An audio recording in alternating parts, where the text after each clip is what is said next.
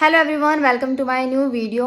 Recently मैंने एक पोल conduct करवाया था वीक सब्जेक्ट से रिलेटेड। आपका कौन सा वीक सब्जेक्ट है? तो सबसे ज़्यादा जो पोल आया है वो है इंग्लिश सब्जेक्ट को लेकर। सो आज मैं आप सबके साथ इंग्लिश की स्ट्रेटेजी शेयर करने वाली हूँ। मैंने एज अ एवरेज स्टूडेंट कैसे प्रिपरेशन करी इंग्लिश की, वो आज मैं आपके साथ शेयर करने वाली हूँ। प्लस मेरे से जो भी मिस्टेक्स हुई थी वो मैं आपके साथ शेयर करूँगी ताकि उन मिस्टेक्स को आप ना दोहराओ। सो स्टार्ट करते हैं। सबसे पहले इंग्लिश एडिटोरियल से। एडिटोरियल को रीड करना बहुत इंपॉर्टेंट है। आप चाहे हज़ारों क्लासेस लगवा लो, एडिटोरियल को रीड नहीं करोगे तो आपकी रीडिंग स्किल अच्छी नहीं होगी, आपको फिर आरसी का समझ नहीं आएगा। सबसे पहले स्टार्टिंग करो एडिटोरियल से। अगर तो आप बिगनर्स हो, आपको बिल्कुल भी नहीं पता कि एडिटोरियल को कैसे रीड करना है, क्या अप्रोच होनी चाहिए, तो आप किसी भी टीचर की वीडियो देख सकते हो।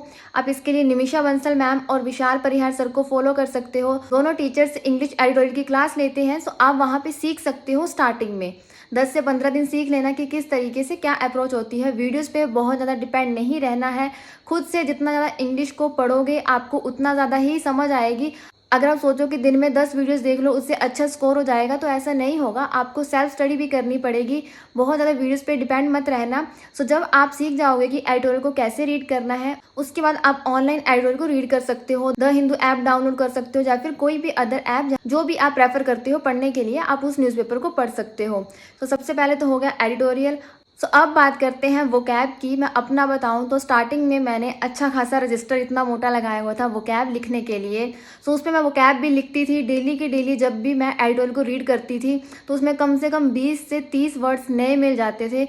मैंने कम से कम आधा रजिस्टर भर दिया था, बट फिर भी मुझे उसमें से 10 वर्ड भी याद नहीं थे कि हाँ, जो मैंने फर्स्ट डे पे लिखा था उसका क्या मतलब था। तो उसके बाद मैंने वो कैब को लिखना बंद कर दिया।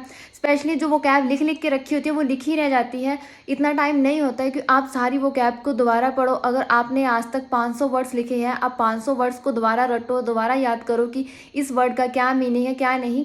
सो फर्स्ट ये मिस्टेक आप बिल्कुल भी मत करना, वो कैब बिल्कुल भी नहीं लिखनी है। मेरे लिए ये एक मिस्टेक थी जो मैं आपके साथ शेयर कर रही हूँ। अब बात करते हैं ग्रामर की। सो ग्रामर के लिए आप निमिषा बंसल मैम को फॉलो कर सकते हो।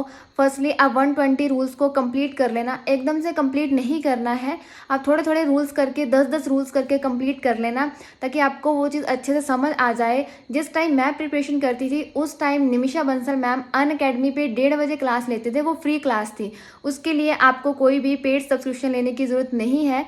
आप फ्री ऑफ कॉस्ट क्लास देख सकते हो। सो वो एरर की क्लास होती थी, उसमें कम से कम 7 से 10 एरर होती थी। सो जो आपने 120 रूल्स पढ़े होते हैं, आपके वो 120 रूल बार बार रिवाइज होते रहते हैं। सो एरर के लिए मैं 1:30 बजे क्लास लगवाती थी। अब आप देख लेना कि मैम कितने बजे क्लास लेते हैं। तो जब मैं प्रिपरेशन करती थी तो नॉर्मल सी बात है, मैं भी स्ट्रेटेजी की वीडियो वगैरह देखती थी, तो वहाँ पे किसी ने रेकमेंड करी थी ग्रामर की बुक। सो वो बुक मैंने परचेज कर ली। वो कम से कम इतनी मोटी बुक थी, और जब वो बुक घर पे आई मैंने उस बुक को खोल के देखा, इतना ज़्यादा उसमें डीपली लिखा हुआ था। पूरी की पूरी बुक पढ़ना मेरे लिए मुश्किल था। यहाँ पे तो सिर्फ 120 रूल्स की बात हो रही है, उसमें तो इतने ज़्यादा रूल्स थे कि ख़त्म होने का नाम ही नहीं ले रहे थे। तो मुझे लगा ये तो टाइम वेस्टेज है, ना तो ये याद रहेंगे। फिर उसके बाद वो बुक ऐसे ही पड़ी रही। सो ऐसी गलती आप मत करना। बुक वगैरह परचेज़ करने की ज़रूरत नहीं है। अगर हाँ आपको लगता है कि बिल्कुल भी कुछ नहीं आता है, हमें बुक वगैरह परचेज़ करनी है, अड्डा की इंग्लिश की बुक है वो काफ़ी इजी है, तो उनमें काफ़ी अच्छे रूल्स वगैरह समझाए गए हैं। तो आप अड्डा की इंग्लिश की बुक देख लेना। आप पहले उनकी पीडीएफ वगैरह देख लेना, अगर आपको ऑनलाइन कहीं से मिल रही हो तो ज़्यादा बढ़िया है। फिर जब मुझे निमिषा बंसल मैम के बारे में पता लगा था तो मैंने 120 रूल्स को नोट डाउन करा था, प्लस उनकी रिवीजन भी करती थी। जब ऐसा नहीं था कि वो रूल्स लिखे के लिखे रह गए। 120 रूल्स बहुत ज़्यादा नहीं होते हैं। आप जब लिखोगे तो आपको हर एक चीज़ बड़े अच्छे समझ आएगी। बहुत ही ईजीएस्ट रूल है। अगर आपके पास पीडीएफ है तो आप पीडीएफ वगैरह से ही पढ़ सकते हो। मुझे नोट्स बनाना ज़्यादा कंफर्टेबल लगा, सो मैंने नोट्स वगैरह बनाए। आप अपने हिसाब से देख लेना। देन उसके बाद बात करते हैं एडवर्ब का। नहीं पता लगता, नाउन का नहीं पता लगता। जब आप एडिटोरियल को रीड करोगे आपको हर एक चीज़ समझ आने लग जाएगी। स्टार्टिंग में लगता है कि बहुत ज़्यादा सिलेबस है, इंग्लिश हमें तो समझ ही नहीं आएगी, हमारा तो बैकग्राउंड ही हिंदी मीडियम है, हमें नहीं पता लग रहा है कैसे प्रिपरेशन स्टार्ट करनी है कैसे नहीं। आप एडिटोरियल से स्टार्ट करो, वहाँ से धीरे धीरे आपको हर एक चीज़ समझ आ जाएगी।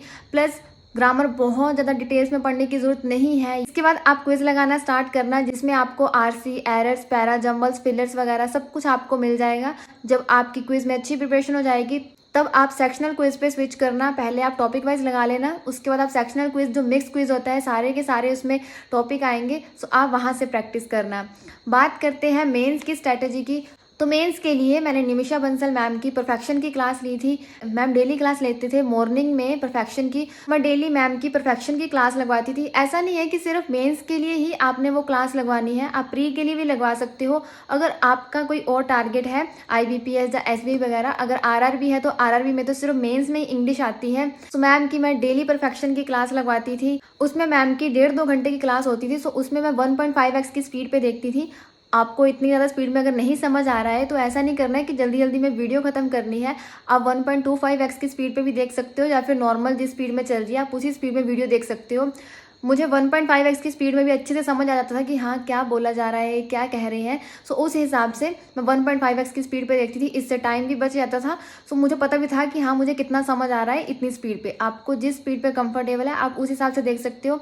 अब उसमें क्या था कि स्टार्टिंग में तो मैं मैम के साथ साथ ही करती थी कि हाँ अच्छा अगर ये क्लोज टेस्ट है इसे किस तरीके से देखना है, RC है RC में किस तरीके से क्वेश्चन फाइंड आउट करने हैं। सो उसके बाद धीरे धीरे मैंने वीडियो को पॉज करके पहले आंसर वगैरह फाइंड करती थी, उनका आंसर देखती थी कि हाँ ये आंसर होगा। देन उसके बाद जैसे ही वीडियो आगे चलती थी मैं अपना आंसर देख लेती थी कि हाँ इसका ये आंसर होगा, या फिर मैंने यहाँ पे ये गलत करा है तो उसकी सही अप्रोच क्या थी, वहाँ पे अगर सही आना था तो उसका क्या रीज़न था। सो इस तरीके से आप स्टार्टिंग कर सकते हो मैम के साथ साथ, समझ सकते हो कि मैम कैसे समझा रहे हैं। जैसे लगे आपको कि हाँ हमें समझ आ रहा है, ठीक है इनफ है। अब हम क्या है खुद से पहले पॉज कर लेना वीडियो और उसके बाद आप सोच लेना कि इसका ये आंसर है। देन उसके बाद आप आगे वीडियो में चेक कर लेना। सबसे पहले तो मैं करंट अफेयर की PDF रीड करती थी पिछले दिन की, प्लस पिछले दिन के एडिटोरियल को रीड करती थी कि हाँ जो मैंने वो कैब पढ़ी है वो मुझे याद भी है या नहीं है। उसके बाद मैं आशीष गौतम सर की करंट अफेयर की क्लास लगवाती थी, और जैसे ही क्लास खत्म होती थी मैं निमिषा बंसल मैम की परफेक्शन की क्लास लगवाती थी। मैं डेली मैम की क्लास लगवाती थी। अगर किसी दिन मिस हो जाए क्लास तो मैं उस क्लास को अगले दिन देख लेती थी। ऐसा नहीं था कि हाँ एक क्लास स्किप कर दी तो मैं उस क्लास को छोड़ दूँ। जिस दिन मैम क्लास नहीं लेंगे सो मैं वहाँ पे कवर अप कर लेती थी, बट मैं क्लास डेली के डेली लगवाती थी। ऐसा बिल्कुल नहीं था कि 4 दिन क्लास लगवा ली और 4 दिन क्लास को स्किप कर दिया। आप डेली के डेली क्लास लगवाना, आपको खुद ब खुद रिजल्ट मिलेगा। अब आप बोलोगे कि परफेक्शन क्लास तो पेड क्लास है, तो देखिए पढ़ना भी आपने है तो थोड़ा बहुत तो आप स्टडी पे इन्वेस्ट कर सकते हो, आपके लिए ही फायदेमंद होगा। अपने लिए इन्वेस्ट कर रहे हो, जब आप स्टडी कर रहे हो इतनी अच्छी खासी जॉब के लिए, इतनी अच्छी आपको सैलरी मिलेगी, तो ऑब्वियसली आप कुछ ना कुछ तो उसके लिए इन्वेस्ट करो ताकि आपको बाद में अच्छा रिजल्ट मिले। कोई बात नहीं, आपकी पहली सैलरी से ही सारे का सारा रिकवर हो जाएगा, ठीक है, पहली सैलरी में सारा रिकवर कर लोगे। सो ये थी पूरी इंग्लिश स्ट्रेटेजी की वीडियो। अगर फिर भी अभी लगे कि नहीं कोई ना कोई डाउट है, हमें नहीं पता लग रहा है, तो आप कमेंट सेक्शन में कमेंट कर देना।